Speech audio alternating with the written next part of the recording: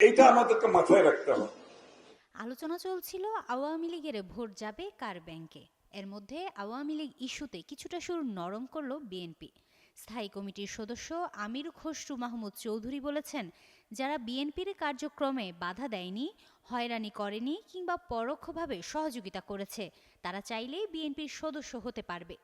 ওয়ালটন আবারও মিলিনিয়ার অফারে ওয়ালটন ফ্রিজ কিনে আপনিও হয়ে যেতে পারেন মিলিয়নিয়ার। মিলিনিয়ার ছড়াছড়ি দেশ জুড়ে, এটা শুধু ওয়ালটেনই পারে। তবে আওয়ামী লীগের চিহ্নিত দোসররা বিএনপির সদস্য হতে পারবে না। তবে যারা পরোক্ষভাবে সহযোগিতা করেছে তারা সুযোগ পেতে পারেন। চট্টগ্রামে বিভাগীয় সদস্য নবায়ন কার্যক্রমে তিনি বলেন, দেশের বড় অংশকে বিএনপির সঙ্গে যুক্ত করতে হবে, তবে দুর্নীতিবাজ ও চাঁদাবাজদের বাদ দিয়ে। তিনি আরও বলেন, 15 বছর ধরে মামলার চাপে বিএনপি সংগঠিত হতে পারেনি, এবার সংগঠনকে শক্তিশালী করার সময়। যুগ্ম মহাসচিব শহীদুদ্দিন চৌধুরী এনি বলেন, বিএনপি অভিজ্ঞদের দল, ষড়যন্ত্রে রোখা যাবে না।